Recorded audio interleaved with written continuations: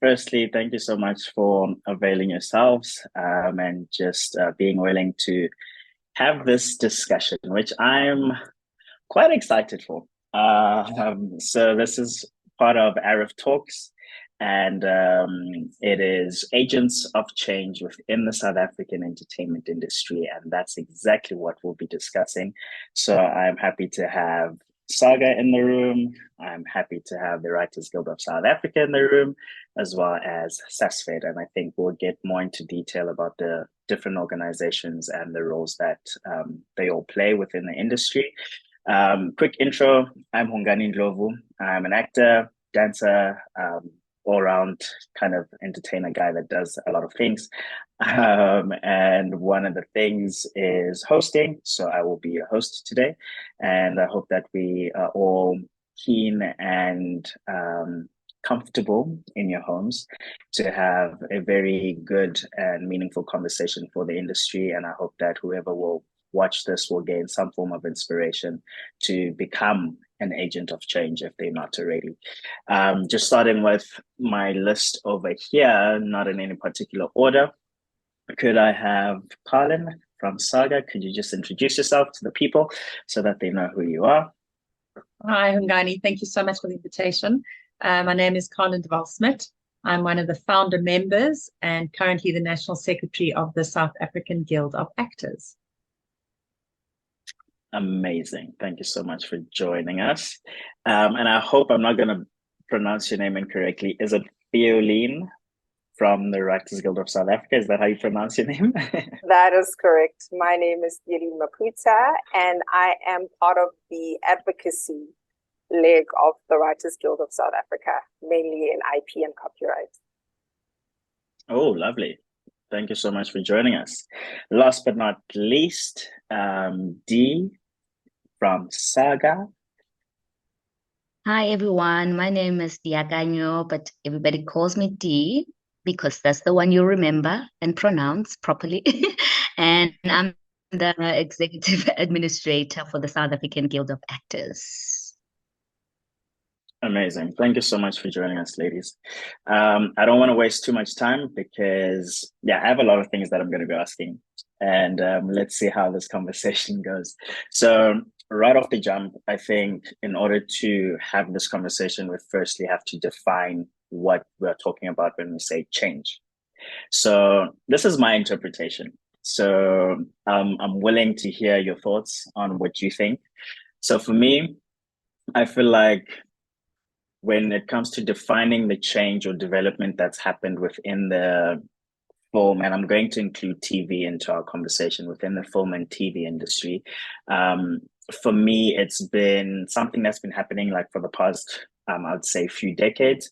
And one of the most noticeable changes, I would say, are shifting from regular, normal TV type of setup to the digital space, moving from DVDs to the digital space, moving from going to the cinema to the digital space. I think if anything, what I've noticed when it comes to change within our industry has been the digital media space, which has obviously created more opportunities for many different types of people to create content, but also it's made the process of making film and television a lot faster and also cheaper.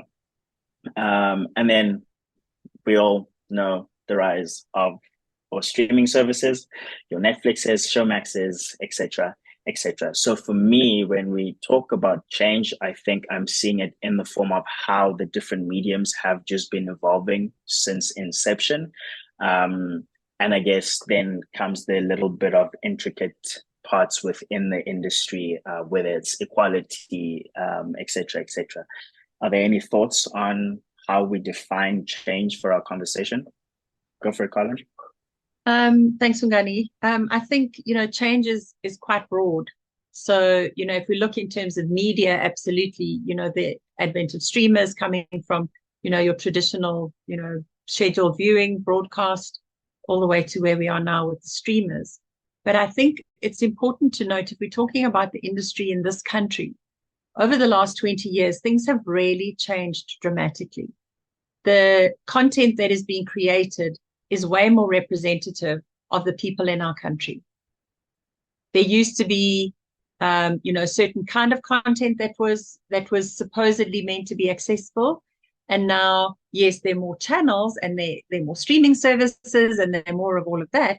But also we have more stories that are being told to the majority of our population. And I think that change we mustn't ignore, because as much as there's some changes that are not happening, I think that is something that we can kind of tick and go, it may not be perfect, but we're a hell of a lot further down the line. And there are specific channels dedicated to specific audiences. And I think just in terms of our landscape, the fact that that has happened, I think is great in terms of change, in terms of the industry.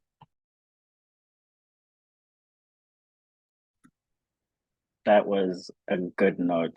Yes, I didn't incredibly. think of that at all. Nothing to add. Man, thank you so much for that, Colin.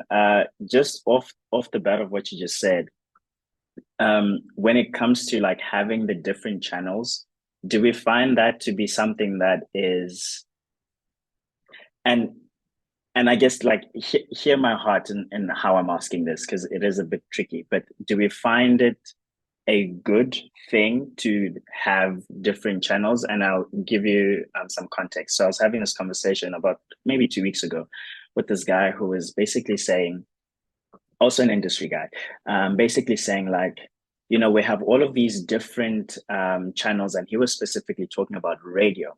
And he was like, we have all of these different languages. So if I never want to listen to a Sithebe radio station, I don't have to. So I won't learn anything about the Sithebe culture or the Sithebe people or anything like that. The same goes for Zulu, Xhosa, Afrikaans, etc., based on different stations.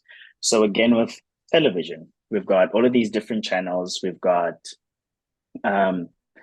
different languages on different channels. We've got different shows. Do we find that to be something of value to us or not?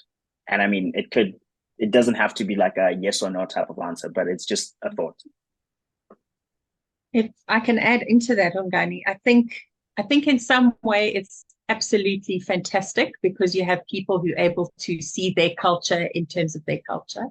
I think in another way it's quite detrimental, because it keeps the separation of culture happening in our country. I do believe in pendulums, and that pendulums swing. And I think we started way off on the one side, and I think we're kind of almost getting to way off on the other side. And I'd love to believe that somewhere along the line we can tell stories for the sake of stories, and not have to divide stories up into either a language barrier or a race barrier or a LGBTQI story or a story that specifically deals with disability. Can we just have stories? And if an actor is good enough to play the role as a leading man and happens to be disabled, that's okay. If I come in and we're looking at a general situation in a scene where there are a bunch of friends sitting together, what would be the natural conversation that would happen there of different races? So, Zulu people will speak Zulu. There may be, like, I would not be able to understand it, but there would be some kind of reference to a cultural thing that I would get. And there would be those changes that would happen. And I don't necessarily think that the content that comes through, and I'm not talking about writers, because I don't think writers in the context of our industry have very much say, unfortunately. You know, I think channels often are the ones who approve the script and go, no, but we have to tell the story and it has to be told in a certain way. I think we need to, that's the next disruption I would love to see, is that we have a cosmopolitan story in a cosmopolitan country with 12 official languages and young and old and everybody together in a community. And I think that for me is the change that I would love to see when it comes to storytelling. I mean, we're not talking about any, you know, kind of legislation. I'm just talking about the look and feel of content that's actually happening. Right. Theoline, is there anything you want to add to that? I was going to say that for the viewer who has never seen a story or a character speak their language or explore their culture, it's a phenomenal thing to be able to know, oh, there is a channel where I can go to watch a story in my language, and hopefully it's written by people who speak my language and who understand my culture. Because what I've noticed is that I have received comments from people on the street. Once you tell people you're a screenwriter, they come to you, it's like, why aren't they researching about the Bedi people? This is not how Bedi people work. Or a certain Bedi person from Limpopo is not the same Bedi person from Gauteng. But it opens up this kind of discussion that you don't usually have, because now people are seeing themselves and they're represented. But I do agree with Colin in that you would hope, and you know, the most ideal situation is to have a story that, even if it doesn't resonate with everyone, but there's a universal theme or a universal something that can bring all of us as South Africans together and be able to enjoy it without thinking about language and about race and the likes. Yeah, it's sounding like we need stories that will resemble the Springboks. That's what I'm hearing. Moving right along, I think we've kind of encapsulated a kind of narrative of what change is for us to continue our conversation, and I'm really liking that. So we've got Saga with us, we've got the Writers Guild of South Africa with us, and we've got some representatives from Sithebe. Jumping off to Colin or Dee, what is Saga? For someone who's watching this and they've never heard of Saga, what is Saga? Who is Saga? What does Saga do? And where do they find Saga? Thanks, Hungani. So Saga is the South African Guild of Actors. It was constituted in 2009 out of a desperate situation where some of the broadcasters were taking out any of their commercial exploitation and repeat fee clauses out of their contracts. And basically, a lot of the agents put up a fuss. And the broadcaster said, well, I'm sorry, if you don't like what our interpretation of the act is, then take us to a tribunal, which didn't exist. So that got a few of us riled up enough to start looking at some kind of organization for actors. And unfortunately, because we are not employees, we were not able to form a union, which is the reason why we are the South African Guild of Actors. Fast forward to where we are now, we are, 14 years old. We have an amazing exco. We deal with, we're members of SASFED, the South African Screen Federation. We are also members of FIA, the International Actors Federation, with over 60 or 70 countries around the world, all dealing with acting organizations, guilds and unions around the world. So I think the advantage that Saga has is that we continually have our finger on the pulse of what is happening internationally. Locally, it's easy to know what is happening with actors because we deal with them all the time. But internationally, we're not always slipstreaming with the trends. And that is what's been very helpful. Specifically earlier, talking about Hollywood strike or, what's happening with collective bargaining, with SAG-AFTRA, those things are all, we are abreast of those issues. So you can find Saga on our social media pages, as well as on our website, saguildofactors.co.za. And Saga represents professional actors We also have student and associate members, as well as patron members. So patron member is somebody who is not an actor, but is somebody who's interested in what SAGA does. You may be from our industry or from any other industry, but would like to support. So there's kind of like a donation basis, and you can get because we're a public benefit organization, you can get a tax certificate in order to claim that donation back from the tax man. Sounds like a lot of work has gone into this. And I'm glad to be a SAGA member, just so that you know. The Writers Guild of South Africa. Who are you? Where are you from? Where can people find you? Can an actor be part of the Writers Guild of South Africa? Is it just purely for writers? Tell us a little bit more about the Writers Guild, please. Not a problem. In fact, it sounds like if you take what Colin just said and just replace most of it with the writers, that's literally what happened to us. There was something called the South African Writers Association, which was disbanded in 2006. And so between 2006 and 2009, writers had nowhere to go. And so after a series of broadcasters giving us headaches, as Colin explained, the Writers Guild began. And I was one of the people sitting there, and I was very proud because as somebody who was looking for a place to go as a writer, I finally found a home. So we've been around for about 14 years.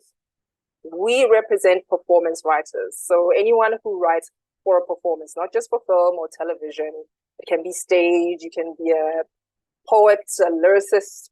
Whenever you're writing something to be performed, the Writers Guild is there to protect you. We aim to protect, as I've mentioned, and we aim to empower, and we aim to educate. And these different legs have different, programs that are associated with them. And we have a member of a council that's responsible for either. If you just skip, an actor can sign up. Yes, you can sign up as a candidate member. A candidate member is somebody who doesn't have a credit or writing credit in their name.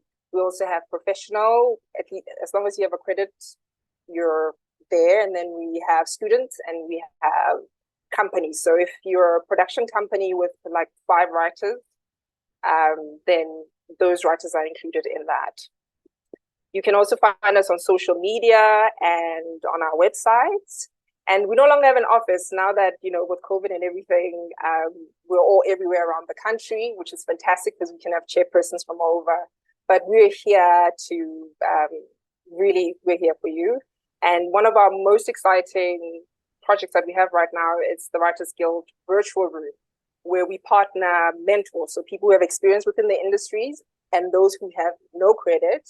We partner them together and they work in a writer's room and they get the skills and experience of a writer's room. And should this be made into something, they then get a credit and are automatically professional. So we're very excited about that. Wow, that sounds pretty impressive. I've written a voiceover for a music video, so I think that gives me 1 credit. So I'll be looking into the Writers Guild. Don't be surprised when you see my name pop up. Colin, you look like you want to say something. I just want to add that, Theoline mentioned that we may as well replace the one with the other. The fascinating part is actually that SAGA and the Writers Guild literally were going together in our establishment in exactly how things work. So Tandy Brewer, thank you, amazing Tandy. She, her and I spoke a lot and we kind of got things together and we were almost like duplicating templates between the two of us in terms of what the Writers Guild needed, what SAGA needed. We went in a slightly different direction. Writers Guild went in their little direction, but we've always had, that kind of relationship with the Writers Guild, hence the reason we have, a MOU with the Writers Guild. So, we definitely understand each other as guilds. And I think we have the same ultimate goal and vision for the industry, for freelancers in our various disciplines. So where does SASFED fit into all of this?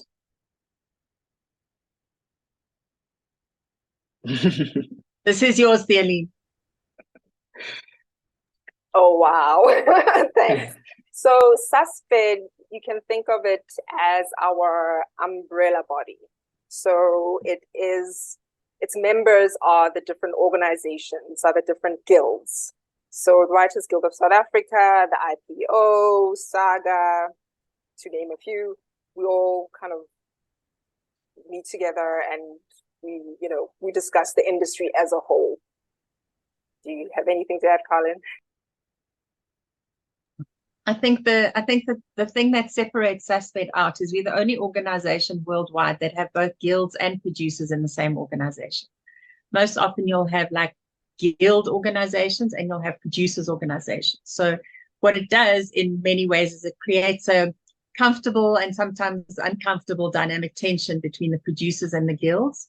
And I think in many ways it's really positive, because it gives us a forum where we can discuss the issues that organization representatives have. So we represent actors, and therefore we can bring the actors' plight to the table. It also allows us to see what the producers have and what their issues are, and to try and find that kind of middle ground. I don't think it's used to its optimum, purely because of resources. As all EXCO members in SAGA are volunteers, so too are all the members in SASPED. Council members are also volunteers. So sometimes you get what they call volunteer fatigue, where people just really are tired of giving their time. And sometimes you lose some of the, kind of the history and information that has been passed down. But I think the advantage of SASPED is that if we take COVID was, I think, the perfect example, where we knew that if we didn't do something, our industry would collapse within 3 months.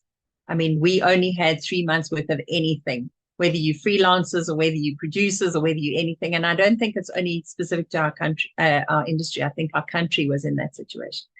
And basically what happened is the entire industry through SASPED came together, and the executive officer and chief lobbyist at the time, Wanati Malunga, she lobbied everybody to go, what would you need as a producer? What would you need as a writer, as an actor, as an editor, as wardrobe, as makeup?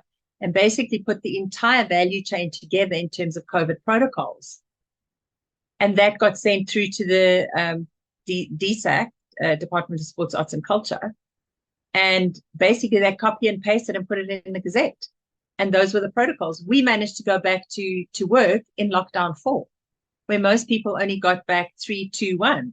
So I think in those terms, it just shows you what is possible when everybody works towards the same goal. So ultimately, I would love to see SASPED do that all the time, but sometimes there are different voices that are not always on the same page. Wow. Thanks for that. That brought quite a bit of clarity to me, because I wasn't aware of the, I guess if I use Theoline's explanation of like the umbrella house for the different guilds. How do we understand the role of regulation within the South African entertainment industry? Putting it plain and simple for everyone to understand, how do we understand it? Do we need regulation? Is that what we need for change? And if so, what kind of regulation? Theoline, I think you need to speak from the Writers Guild. Yeah, because I was about to say, I know my challenges as an actor, but I'm none the wiser when it comes to writers. To be fair, this is something that has been a topic of discussion since the inception of the Guild. And every so few years, we have this survey that we put out where we discuss, do we still want to be freelancers or do we want to be employees? What are the advantages? What are the disadvantages? And the answer is always the same, that writers, or at least the majority of writers, enjoy their independence. They enjoy being freelancers, but they wish that they were more rights. They wish that there was some kind of law that, protects us from being, what's the word I'm looking for? Taken advantage of, that, something that if we if something wrong happens to us, or if somebody does something wrong to us, that we have some type of regulation where we can fight back, if that makes sense. So yeah, that's at the core of what we've been discussing for the past 14 years. How do we navigate that, if that helps? Yeah. So basically, if I'm understanding correctly, the having regulation will put in place certain rights that can help curb exploitation, basically. Yes, that's the word I was looking for, exploitation. And when it comes to regulations, and I don't know where Colin put this to me first, we look to Saga because you've worked so long in this area, and we're basically kind of like a step behind, because we just seeing what you're doing, and we're trying to learn, especially when it comes to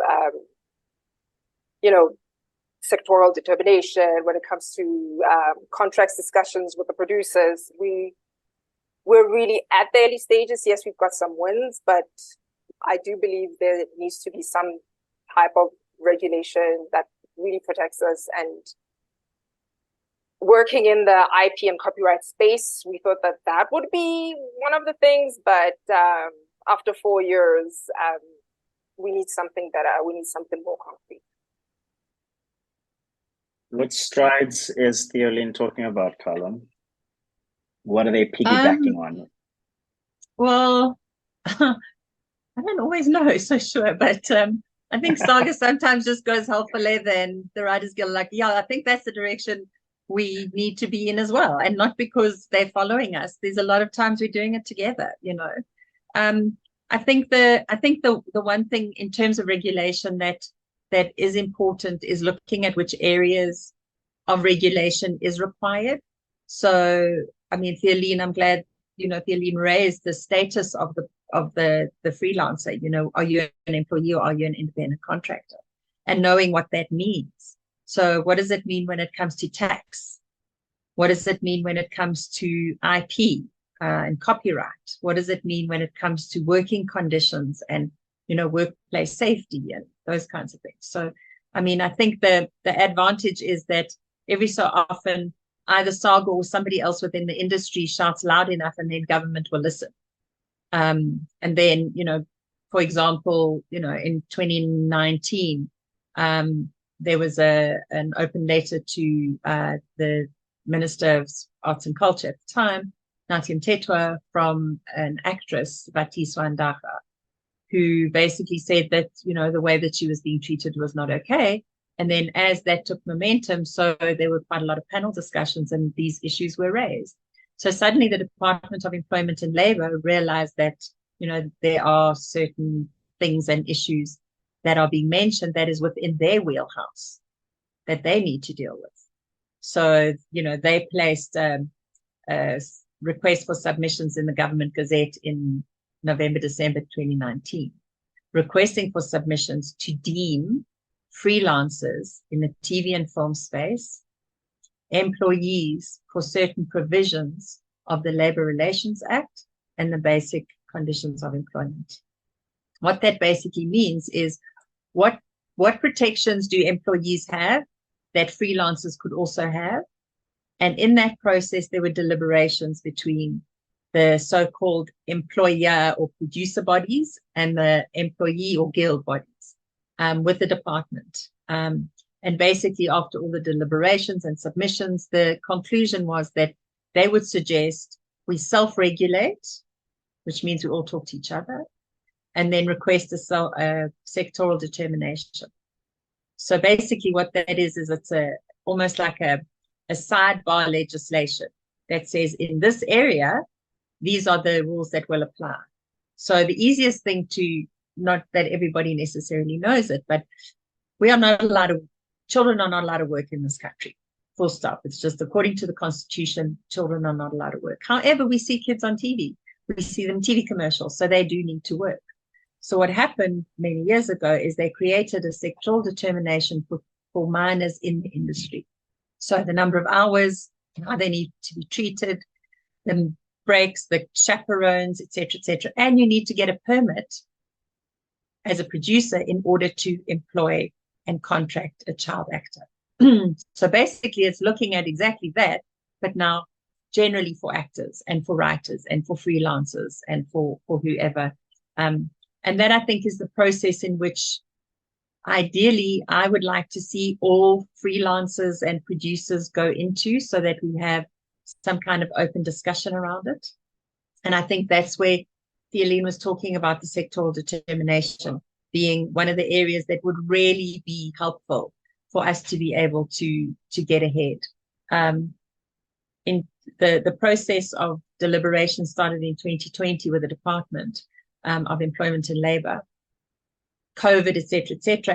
And to date, I'm not confident that there are any other organizations other than SAGA that have actually made any submissions. And I'm very proud to say that SAGA made their submissions in this last week to the Department of Employment and Labour for what we would like to see as a sectoral determination. There are other areas as well. Copyright, for example, we know that the bills have been around since 2016. They are a political football. They are contentious. There are people who are for the bills. There are people who are against the bills. There are people who don't understand what the bills mean necessarily. SAGA, luckily, was part of the technical working group when they were putting together the draft bill to be put forward to understand how performers need to be protected and how they need to earn, purely because we've never, ever had the right to our image in the history of this country. The legislation is from 1967, before there was television, in terms of the Performance Protection Act. So there's a lot of catching up to do, which is why SAGA is, very pro the bills. Is any legislation perfect? No, it's not. However, I think for performers, it is what we need. And we can't speak to any other, stakeholders within the value chain of the copyright and performance protection amendment bills, but we can definitely speak to the performers, and it's something that we need, and we need it now. This process has already happened since 2016. We've already lost out on 5 years of just not even having that. So I think the Writers Guild, I want to include the editors and the agents and those things as well, because I think in many ways we all sit with the same situation where there is absolutely no protection. There's no, there's no legislation around safety, around workplace conditions, around hours of work. We all try and do it based on contract, and that's just kind of like a nice agreement between people, because we all want to get to something that works for everybody. But in terms of legislation, there's no reason why anybody needs to use those contracts, and they can just say take it or leave it. If you don't, then somebody else, there'll be another writer, down the line, or another actor that'll do the job. So I know I've rambled on quite a bit, and there's quite a lot of information that's come up, but I think it does set the scene for the fact that there is so much that has to be done still when it comes to regulation, and the industry cannot do it amongst ourselves. We have been trying to do it amongst ourselves since we joined SASFED in 2009, and SASFED started in 2007. And since 2009, we have not managed to have a contract for actors that everybody can rubber stamp in amongst the producers and the actors. I know exactly the same thing for the writers and the same thing for the editors. So the self-regulation part doesn't really work, unfortunately, because there are too many dissenting voices. But I think that, if we have some labor protection from the Department of Employment and Labour, we'll be forced to get into what they call collective bargaining, which means we can all sit around the table in a legal framework, and you have to come up with a final document, because that is what's required of the process. And then that gets rubber stamped as this is the contract, and these are the terms, and these are the fees. So ultimately, that's what SAGA wants. So, no, it's tough, man. It's really tough. But I understand the role that regulation plays in all of this, because it's clearly, I guess, merely impossible for us to do it ourselves. But what role, because the way I'm hearing just from the both of you, like the Writers Guild saga, what role do the actual performers, the actors, the writers, what role do they play in being part of the change that we want to see and experience? You know, is it becoming a member of Saga, a member of the Writers Guild of South Africa? Is it having a certain voice publicly? How does the actor, the writer, the performer, how do they add in being an agent of change? If they can add, might I say. So, I mean, being a member of the Writers Guild of South Africa means that you're now one of many. And the more we are, the easier it is to be heard. So similarly to Saga, where you are associated with an international body, the Writers Guild of South Africa is part of the International Affiliation of Writers Guilds. And they have been very supportive of the work that we do here in South Africa and with our fellow members, whether it be the Writers Guild of America or the Writers Guild of Great Britain. And if you are a member of such an organization, so if you're a member of the Writers Guild of South Africa, then you have access to information about your industry, your livelihood, and your career. But you also then have a group of people that you can work with and you can go together and they can represent you in Parliament, for example, or wherever. So I don't know. Okay, I do know that a single person, like Colin mentioned, that one person sent an open letter to a minister and change was made. But I do believe that if there are more of you, you are louder and your voice can be heard. And that's really what is the structure of our guild. We're just saying that if you're one person, you can't go very far. But if we're all working together, then we can make a difference. And the second thing is, the last thing we want is for a writer to go face to face with a producer on their own, that they feel that they are supported. And I think if you have the knowledge that you're supported, if you're part of a community of people that support you, then it's easier for you to be vocal about the changes that you want to see, but also to be part of that change, if that answers your question. Yeah, I fully get that. I think it's that notion of we're stronger together, and I completely agree with that. Anything you want to add, Colin? Yeah, I think that the other part is people only listen to either organizations or influential voices, or to a continual message that continues to go out. So there's this beautiful analogy, how do you knock a nail into a wall? You put it there and you can give it one big knock, or you can put it there and you can tap, tap, tap, tap, tap, and ultimately get the same result. So sometimes, if a loud voice doesn't do it, we just keep saying what we need to say in different ways in order to get the same results. So I do think social media has made a huge shift from where we used to be when we started as Saga to where we are now. It definitely has reached more people. More people know who Saga is. More people know that that regulation is needed. I think a lot of actors sit on set and moan about what's not working, rather than now some people going, but there are ways in which we can do things together. Solidarity is a word that is used in the international arena a lot. And I don't think that word specifically, I don't think we've unpacked that meaning in South Africa. And I think we should. I think we should go, what does solidarity mean? I think in our context, our understanding, and thanks to the Springboks as well, is, hashtag stronger together. I think that's something that is absolutely apparent, that is necessary. But in terms of organizing, in organizations around the world, looking at how, a lot of organizations, whether it's the Writers Guild, I mean, there's a producers organization, like there is a FIA, like there is a Writers Guild Association, etc.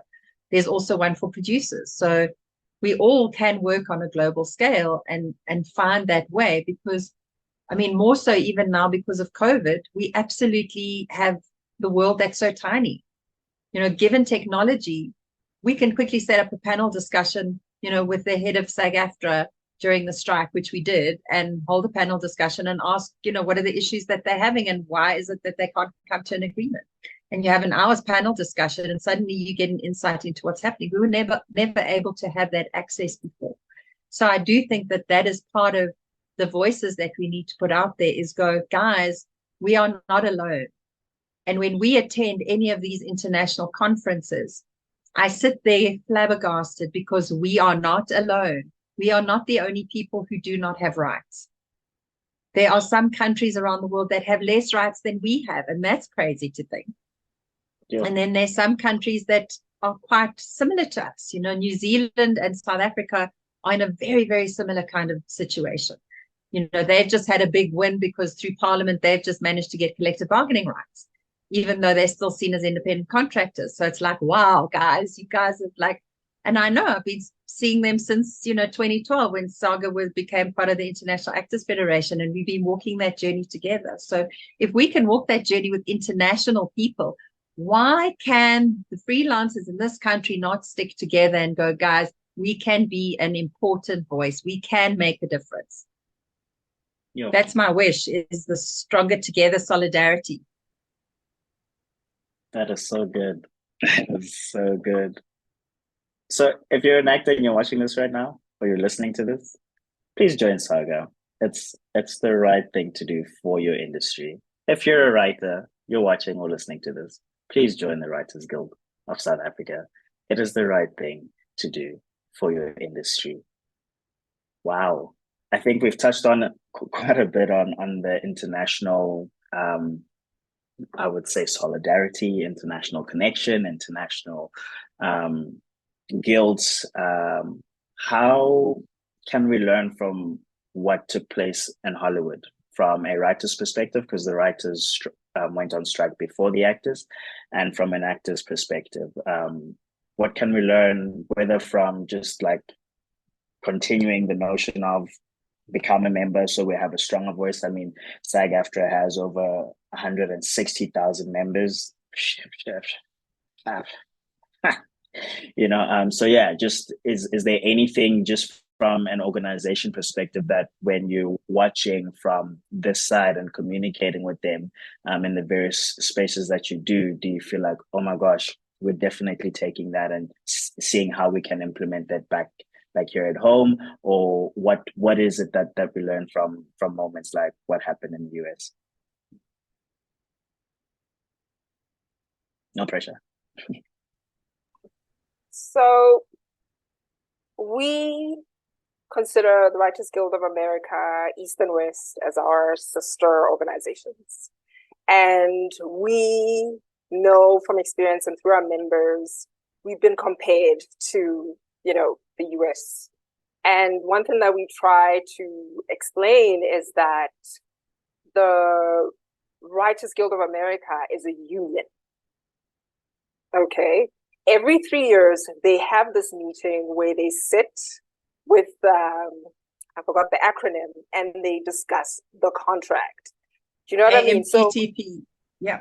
Exactly. So they have rights, they have medical aid, they have all these things that protects them. And that's why they're confident when they go out on the street and they're saying, we're going to strike, and we're confident we're going to get what we want no matter what. That is the power that they have. And so when they were on strike and when they were asking for some of these demands, and we as the Writers Guild were looking at this and we're thinking, wouldn't it be wonderful if we had that type of power? But also in the same breath, we were watching them because they were leading a conversation about artificial intelligence, which we haven't delved into. And we were watching them with earnestly so we can learn how to approach that within, you know, our country's borders. So we were motivated by their confidence because they've been through this before, and they were more structured, and it was incredible to watch the solidarity, as Colin put it, because then it motivated us to, you know, to implement some of the topics and some of the points that they wanted in the new contract, the NDA contract. I think Umgani, from an actor's point of view, similar to Aline, SAG-AFTRA for some reason took Saga under their wing at the very beginning when we met in 2012, and they've come to South Africa, and they've assisted with workshops and capacity building and topics, and we've been through the whole thing of sexual harassment and the Me Too movement, and starting Swift and being part of that movement, looking at various areas, diversity, disability, etc. But I think the fact that there are so many members, and you can't really call it a closed shop, but in many ways it kind of is a closed shop, because there are not enough actors outside of that to keep the industry going. You have to use SAG-AFTRA members. And the fact that they have collective bargaining to sit around a table every 3 years, as Aline mentioned, means that they have a voice every 3 years to go, this is the change we've seen in the last 3 years, and this we need to notice is an issue that we need to overcome. It's an additional provision that needs to be, brought into the negotiation. And I can tell you, I would not want to be part of that negotiation for love or money, because those guys are tough. I mean, I know the SAG-AFTRA representative, the chief negotiator, and the CEO of SAG-AFTRA, and he is the most incredible negotiator I've ever seen. He is calm, he is clear, and he is immovable. And just with that kind of power and presence, we can learn so much from that. So just the opportunity to sit around and have to come up with a decision within a certain time frame. That's what they have. They have to decide, unless we go on strike. So if people are playing hardball, then that's where we're going to end up. And I don't think the demands that the writers were asking for, or the demands that the actors were asking for, were unreasonable. Given where we are in the nature of our industry, we started talking about streamers, add AI into that. I mean, I was horrified. I've started seeing 3 or 4 or 5 different things on television and on YouTube and whatever for South African product, and a South African broadcaster who is using an AI person. And I don't know if it's an AI voice. It could be, because the AI voice has become so sophisticated. So I don't think what they're asking for is unreasonable. And I think in some ways, because we haven't even got out the starting blocks, when we do get out the starting blocks, we don't have to go through exactly the same process. We can kind of hop over to where they are now and start looking at the current terms and conditions that they're working under. And ultimately, yes, I would love medical aid and pension for actors. Thank you very much. And the last strike that SAG-AFTRA had in the 80s was for pension and medical. So it was that significant a change that they got then. And this about AI is the next significant change that we're going to have now. So we need rights through regulation so that we can be able to unionize, to then be able to take things forward. Am I getting the gist of this? Okay. Because I'm just sitting here and I'm like, okay, actor, writer, join the guild now, because that's all we have, because we can't unionize. But also we know the very difficulties of exploitation that we experience. So let's join the bodies that can help us right now, so that when we do get to a point where things are better legal-wise, lawfully, we can then be able to then take the next step. We're almost out of time. Yeah, I had so many things I wanted to ask. So I'm going to ask my last question, and I'm hoping that you can both contribute to this in as brief as possible. Let me try and ask this as clear as I can possibly ask this question. How can filmmakers or TV makers be agents of positive change through their work?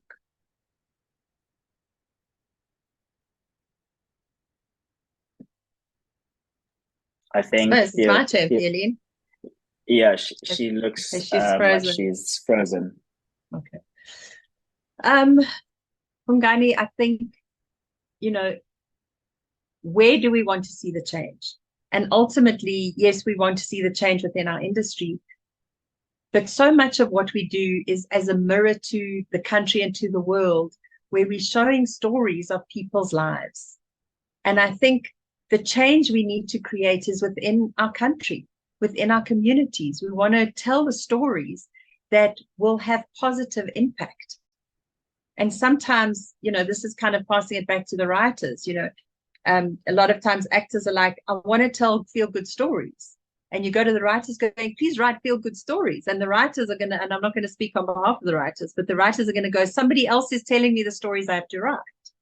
So ultimately, I think we need to have content that creates unity, content that tells good stories. Yes, there always has to be, some kind of crisis or some kind of tragedy in the story, and then it needs to get resolved, or, it's about relationships or whatever. There are only so many stories that we can tell.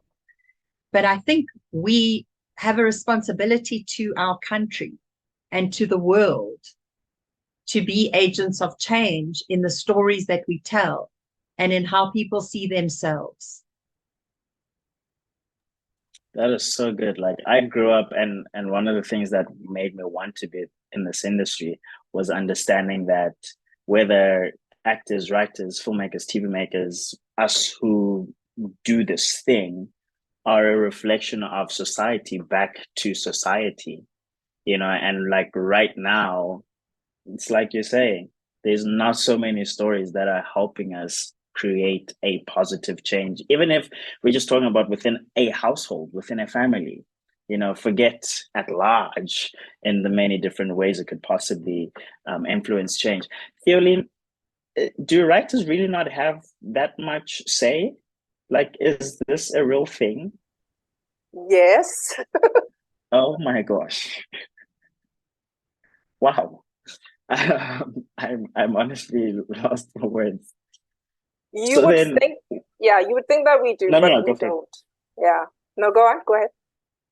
So then would we need to have more independent producers creating their own pieces of content, whether film, TV, whether a web series, to be able to have writers have an opportunity to have a say? Like, how do we navigate that? That's a very good question, and I'm the answer to that. I'm kidding. But based on what you're saying and understanding the limited, if any, rights that we have, I personally have been forced to learn how to direct and produce my own work, so that I can also understand what the producer is going through, whenever we have that conversation as, okay, I'm now working for you because you came up with that idea. You now hire me as a, writer for hire. And also in the other kind of relationship that we have, when I have an idea and I'm pitching it to you and I'm saying, please help me out, help me bring this work into reality. What usually happens is, and I'm not familiar if it works the same way with acting, is that for any of it for me to ever have anything produced or made, I have to, I won't say sell, because sometimes you don't get paid for this, but I have to give away some of my rights, right? Because the producer needs those rights to go to the Netflixes of the world or the SABC of the world to say, hey, here's an idea, this is what I need to make. So within that, like, there's just not many rights. And I think Colin talked about this as well, that you have this contract. It's a contract by name, but does it have weight? Is it worth anything? And it then ties back to what you said. We need those regulations to protect us so we can negotiate. You know what I mean? So right now we don't have leverage. We don't have the freedom to write what we want, when we want, and how we want it. We are at the mercy of the people that we sign a contract with.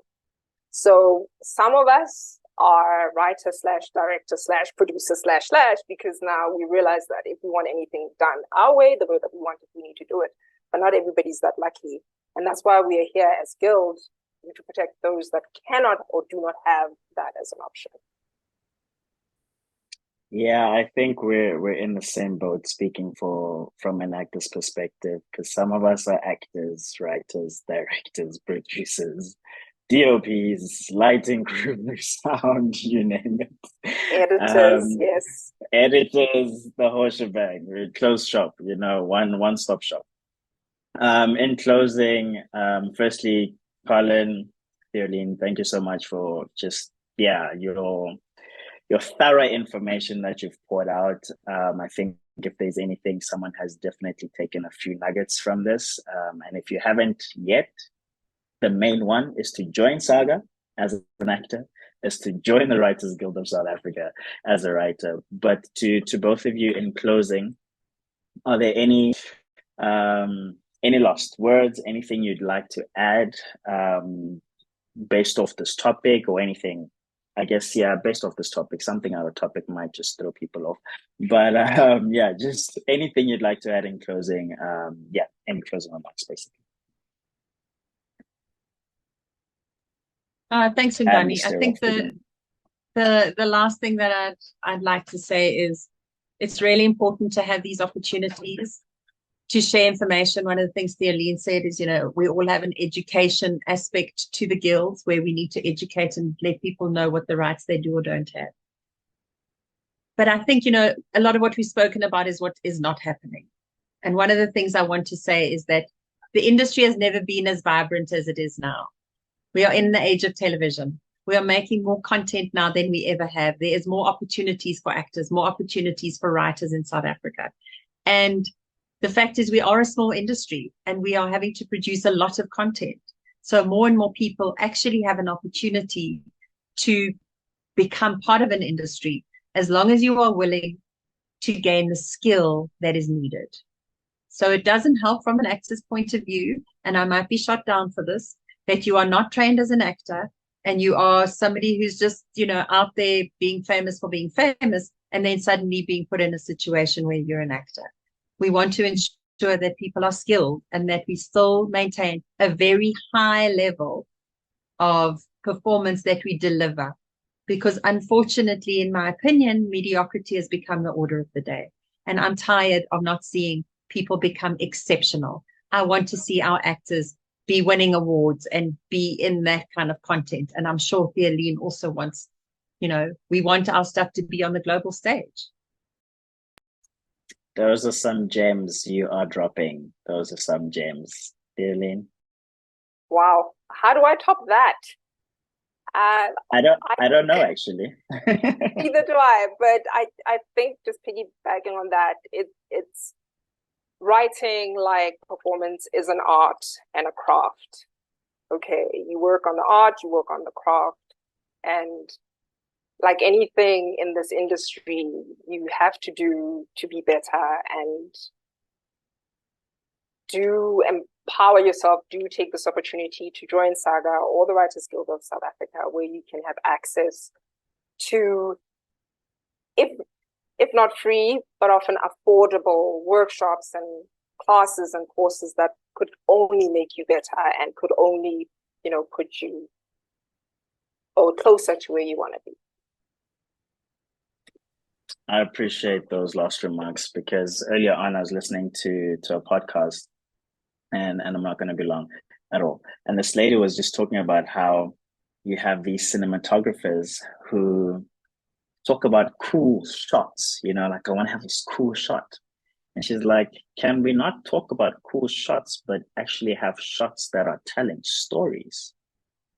Let your lighting be influenced by the story. Let your whatever angle be influenced by the story, and not just have a bird's eye view shot because it's a cool drone shot.